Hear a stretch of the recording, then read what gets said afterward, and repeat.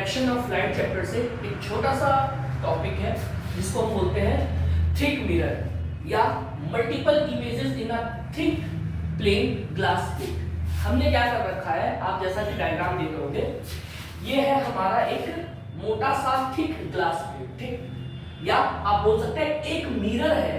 Mirror कैसा होता है मालूम है? मिरर के एक तरफ सरफेस कैसा होता है, सिल्वर किया होता है। कैसा किया होता है? सिल्वर्ड सरफेस होता है, ठीक, सिल्वर्ड सरफेस, सिल्वरिंग की हुई है, ठीक, यानी लाइट इससे इधर नहीं जा सकती, ठीक। और ये मिरर का थिकनेस काफी ज्यादा है, तो अब काफी ज्यादा होने से थिकनेस क्या होगा, उसी चीज को हमको यहाँ पर समझना है। हमने इस मोटे से मिरर या थिक प्लेट पे, ग्लास प्लेट पे, जिसके एक साइड पे सिल्वर किया हुआ है, उसके ऊपर हमने क्या रखा हुआ है, एक ऑब्जेक्ट रखा हुआ है, क्लियर। तो आपको मालूम है कि इस ऑब्जेक्ट से एक रे तो ऐसा जरूर जा रहा होगा जो नीचे की तरफ लगातार जा रही है, और हमें कभी भी किसी भी ऑब्जेक्ट का अगर इमेज दिखाना होता है या बताना होता है तो हमें कम से कम ऑब्जेक्ट से कितने रे निकालने होते हैं, 2 रे। तो हमने एक रे तो निकाल दिया जो लगातार किधर की तरफ जाता हुआ दिखाई देगा, हमें नीचे की तरफ, अंदर की तरफ जाता हुआ दिखाई देगा, ठीक है। अब हम एक रे निकाल लेते हैं, कहां से, ऑब्जेक्ट से। एक रे हम कहां से निकालते हैं, ऑब्जेक्ट से। तो आप देखेंगे कि ग्लास प्लेट के बाहर वाला पार्ट कैसा है, एयर है, और ग्लास हमारा कैसा है भैया, ये मीडियम कैसा हो जाएगा, ग्लास हमारा डेंसर हो जाएगा। क्लियर हो रहा है ये बात, ठीक। एयर हमारा कैसा मीडियम हो जाएगा, रेयर मीडियम हो जाएगा, क्लियर।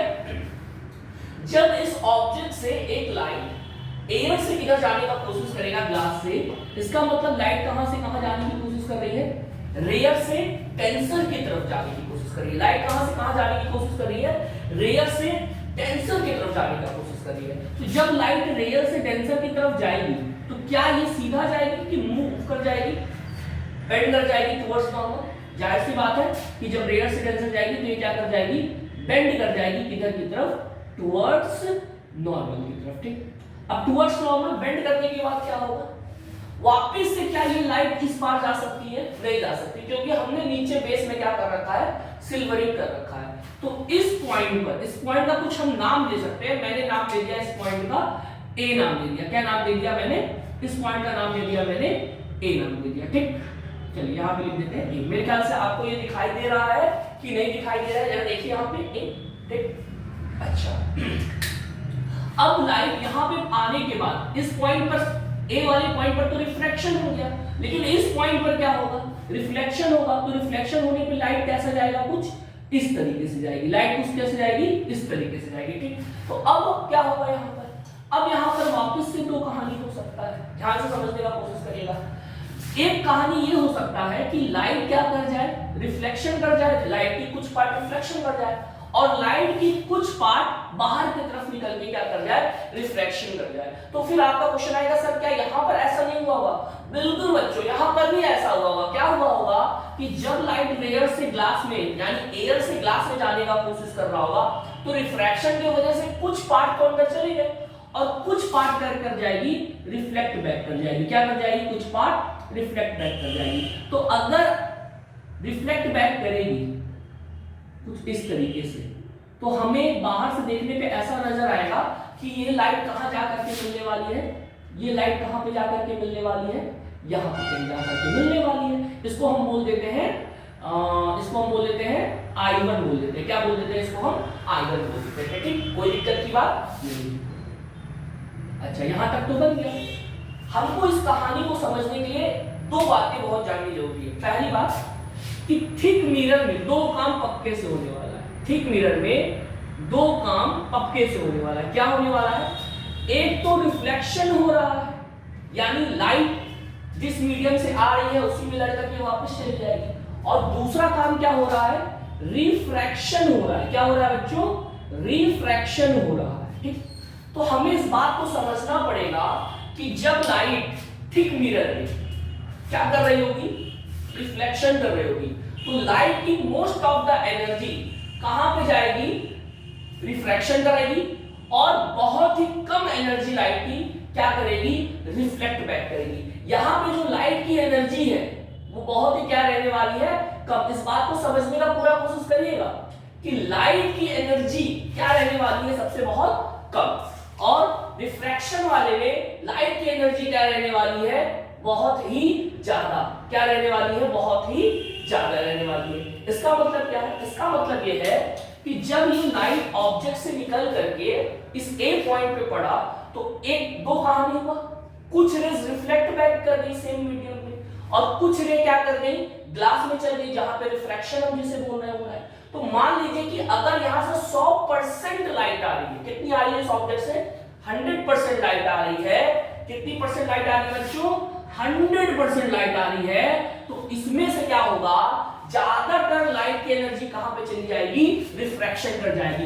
मैंने मान लिया कि अबाउट 96% लाइट ने क्या कर लिया बच्चों, रिफ्रैक्शन कर लिया। क्या कर लिया, रिफ्रैक्शन कर लिया।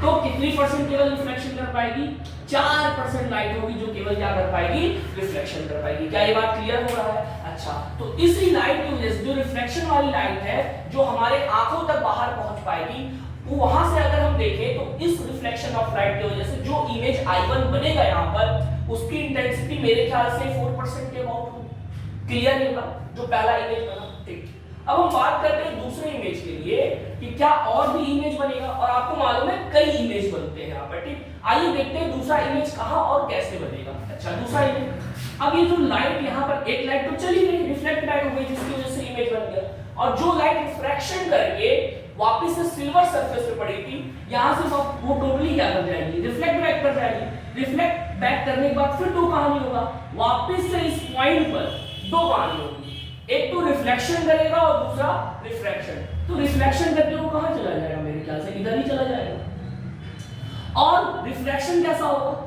हमें इस पॉइंट पे क्या बनाना पड़ेगा, एक नॉर्मल। तो हमें मालूम है इस बार ये लाइट डेंसर से रेयर में जा रही है, तो डेंसर से बच्चों अगर रेयर में जाएगी तो ये किधर बेंड करेगी, अवे फ्रॉम द नॉर्मल। कैसा बेंड करेगी ये, अवे फ्रॉम द नॉर्मल। कैसा बेंड करेगी बच्चों ये, अवे फ्रॉम द नॉर्मल। क्या ये बात क्लियर हुआ है? तो अगर मैं वापस से कुछ ज्यादा ही बेंड हो गया, इसको हल्का सा बेंड करते हैं। अगर मैं वापस से इसको पीछे प्रोसीड करूं तो मैं देख पाऊंगा कि यहां पर पहले इमेज के जस्ट नीचे एक हमारा दूसरा इमेज बनेगा जिसको हम बोल रहे हैं I2। अच्छा, यहां पर देखिए, यहां पर ये 96% जो लाइट एनर्जी आई है। सबसे पहले हम यहां पे कुछ पॉइंट का नाम नोट कर लेते हैं। इस पॉइंट को हम मान लेते हैं B और इस पॉइंट को इस बार हम मान लेते हैं क्या, C। तो ये लाइट 96% आई। तो क्या कोई भी लाइट सिल्वर के इस पार जा रही है, बिल्कुल नहीं। यानी 96% लाइट आने के बाद 96% लाइट यहां से क्या कर रही, रिफ्लेक्ट बैक कर रही। यानी B से C तक लाइट कैसे रिफ्लेक्ट बैक कर रही, 96% लाइट रिफ्लेक्ट बैक कर रही। अब इसी पे दो चीज कहां हुआ, एक तो रिफ्रैक्शन हुआ और फिर क्या हुआ, रिफ्लेक्शन। हमने बोला है कि रिफ्रैक्शन में एनर्जी ज्यादा जाएगा और रिफ्लेक्शन में एनर्जी कम जाएगा। यानी ये वाली जो लाइट जो क्या कर रही है, रिफ्रैक्शन, तो मोस्ट ऑफ द लाइट कहां निकल जाएगी, बाहर की तरफ। मैंने माना कि मान लीजिए अबाउट 90% लाइट कहां चली गई, बाहर की तरफ चली गई। तो अबाउट कितना परसेंट लाइट रिफ्लेक्ट बैक किया होगा, मेरे ख्याल से 6%। क्या ये बात क्लियर है?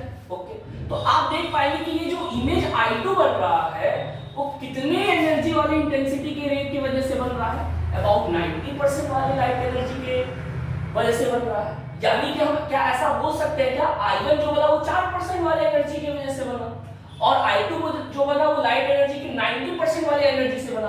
तो इसका मतलब जो I2 वाला होगा उसकी इंटेंसिटी I1 से क्या रहने वाली है, ज्यादा रहने वाली है। जो I2 वाली है उसकी इंटेंसिटी क्या रहने वाली है, I1 से ज्यादा रहने वाली है। क्या इसके बाद सर वापस से रिफ्लेक्शन नहीं होगा, बिल्कुल होगा बच्चों। अगर हम यहाँ पे बोल दे ये पॉइंट अपना क्या हो गया, D हो गया, ये पॉइंट अपना कैसा हो गया, D हो गया, तो क्या वापस से ये लाइट तो उधर जा नहीं सकती, तो फिर से क्या करेगी, ये रिफ्लेक्ट बैक करेगी। पूरा का पूरा 6% लाइट अपना क्या कर जाएगा, रिफ्लेक्ट बैक कर जाएगा। कितना परसेंट लाइट रिफ्लेक्ट बैक कर जाएगा बच्चों, अबाउट 6% पूरा का पूरा क्या कर जाएगा, रिफ्लेक्ट बैक कर जाएगा। और वापस से इस पॉइंट पर, इस पॉइंट का नाम ले लेते हैं हम लोग E पॉइंट। क्या नाम ले लेते हैं बच्चों, इस पॉइंट का E पॉइंट। ठीक, इस पॉइंट का हमने नाम ले लिया E पॉइंट। ठीक, अब लाइट कैसे जाएगी, फिर दो कार्य होगा E पर। कुछ लाइट क्या कर जाएगी, रिफ्लेक्ट बैक कर जाएगी और कुछ लाइट क्या कर जाएगी, कहां से कहां जाना है, डेंसर से रेयर। तो ये कैसा बेंड कर जाएगा, अवे फ्रॉम द नॉर्मल। कैसा बेंड कर जाएगा ये, अवे फ्रॉम द नॉर्मल। फिर वही कहानी होगा। अब लाइट की एनर्जी इसमें से बची हुई कुछ परसेंट कैसे चली जाएगी, बाहर की तरफ चली जाएगी। बाहर कितनी चली गई, मान लीजिए 4% बाहर चली गई, तो अंदर कितना रह गया, केवल 2%। क्या अब एक चीज आप नोट कर पा रहे हैं? अब जैसे जैसे और रिफ्रैक्शन होगा, अब जो एनर्जी आने वाली है इस 90% के बाद वो लगातार कैसे मिलने वाली है हमें लगातार कैसे मिलने वाली है? डिक्रीज करते हुए मिलने वाली है। यानी अब इस 90% की वजह से जो इमेज I2 बना था, इसके बाद जितना भी इमेज बनेगा उसकी सबकी इंटेंसिटी क्या रहने वाली है बच्चों? धीरे धीरे डिक्रीज करने वाली है। तो क्या अगर हमसे पूछा जाए कि इस थिक मिरर में जो भी इमेज बन रहे हैं उनमें से सबसे ज्यादा इंटेंसिटी किसकी है? पहले इमेज की? नहीं, हम सबको मालूम होता तो जो सबसे ज्यादा इंटेंसिटी होती है वो कौन सी इमेज की होने वाली है? सेकंड इमेज की इंटेंसिटी बच्चों सबसे ज्यादा होगी। कौन सी इमेज की इंटेंसिटी? सेकंड इमेज की इंटेंसिटी बच्चों सबसे ज्यादा रहने वाली है।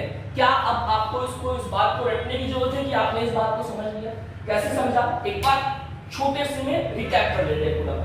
ऑब्जेक्ट से नहीं निकला ए पॉइंट पर, ठीक है?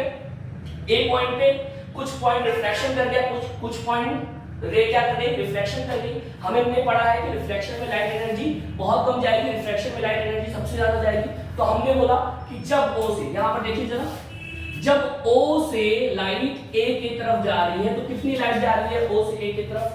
क्या आपको दिख रहा है? नहीं दिख रहा आपको। तो ऐसा करते हैं हम लोग, इसको क्या कर लेते हैं, इसको मिटा लें। आपने ये बात लिख लिया कि सेकंड इमेज की इंटेंसिटी क्या रहने वाली है? सबसे ज्यादा। अच्छा, और जैसे जैसे लाइट आगे की तरफ बढ़ती जाएगी इंटेंसिटी क्या होती चली जाएगी? कम होती चली जाएगी, ठीक? जब लाइट O से कहां जा रही है? A जा रही है, तो कितने परसेंट इंटेंसिटी है लाइट की? 100%। A से जब B पे जा रही है लाइट तो कितनी इंटेंसिटी जा रही है बच्चों? 96%। B से C जो लाइट जा रही है कितनी इंटेंसिटी हो रही है? 96%। C से जो बाहर लाइट चली गई, जो रिफ्रैक्शन कर गई, उसकी वजह से एनर्जी जो दूसरा इमेज बन रहा है वो कितना रह जाता है? 90%।